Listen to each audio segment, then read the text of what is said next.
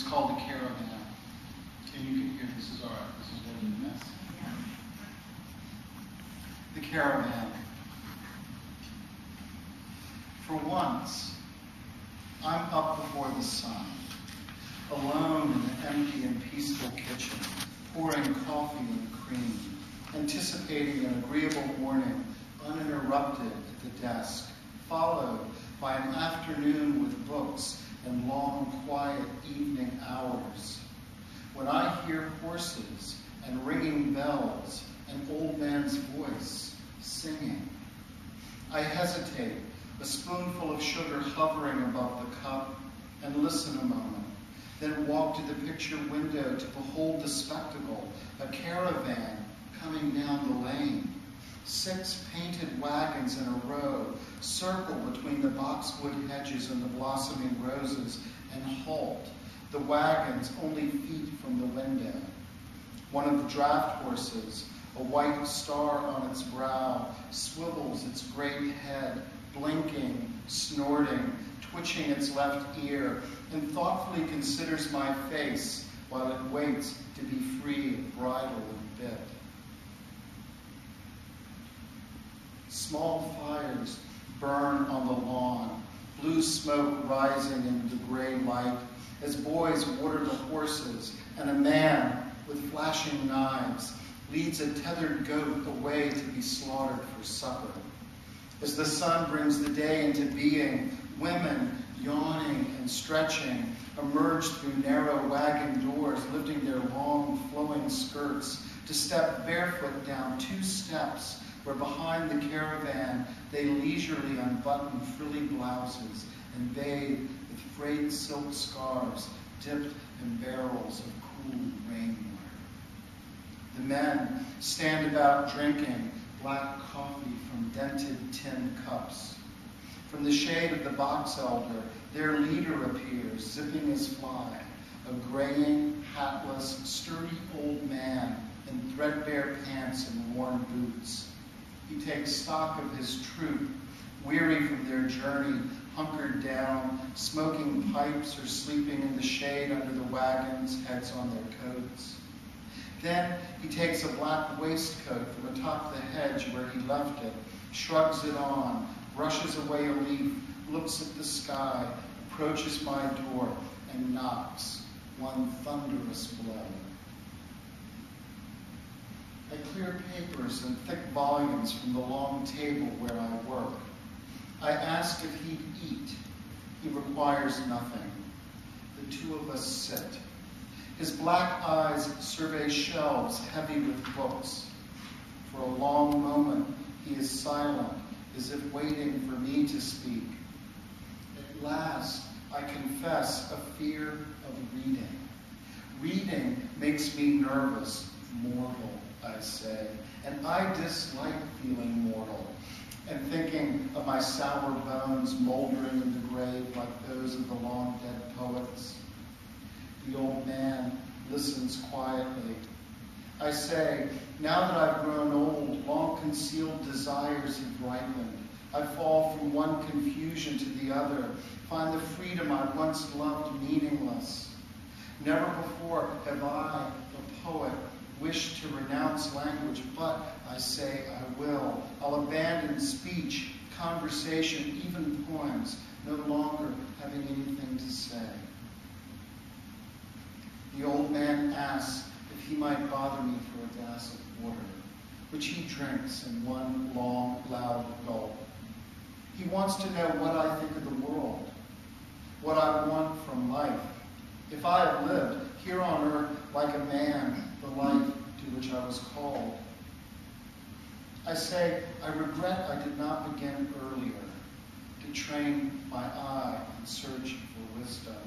If I had lived as a monk, praying in my cell in a stone monastery high on a mountaintop, if I gazed at the same sky and stars from the same window each day for 50 years, perhaps I'd have found a symbol, a tree, or a bend in the river far below in the valley, great white clouds drifting by, something to clarify that which I was seeking.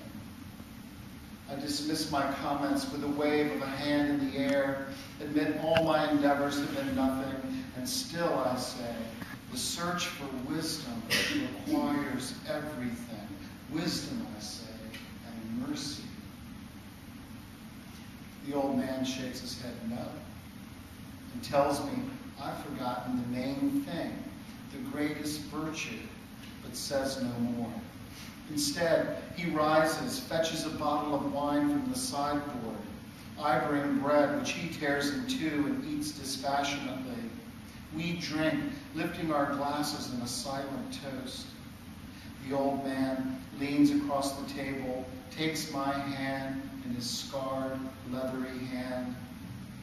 He tells me that in the bed, in the black wagon that travels from one strange place to another, his wife lies dying.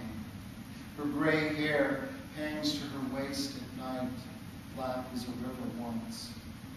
She was a child when they wed. His torment has been to witness time and time's power, and soon, tomorrow perhaps, he will bury her.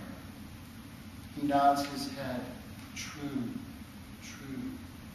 But then he smiles, and I see he wishes to comfort me. And now, he says, releasing my hand and filling my glass, tell me what you have failed to mention. Tell me about the greatest thing, the main virtue, love.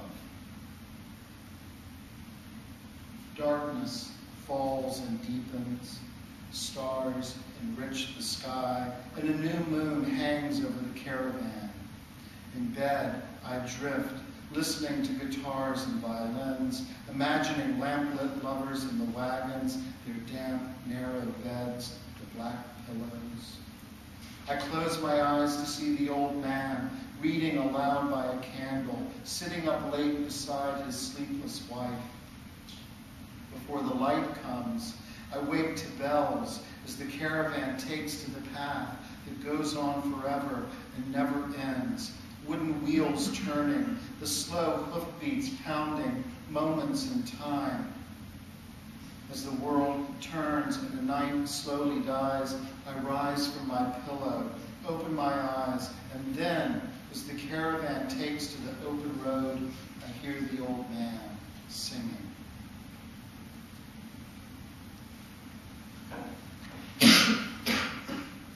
So that is the writer's life. You wake up early and people come. They come in your house. They want to be fed. You have to talk with them. They tell you things you didn't know.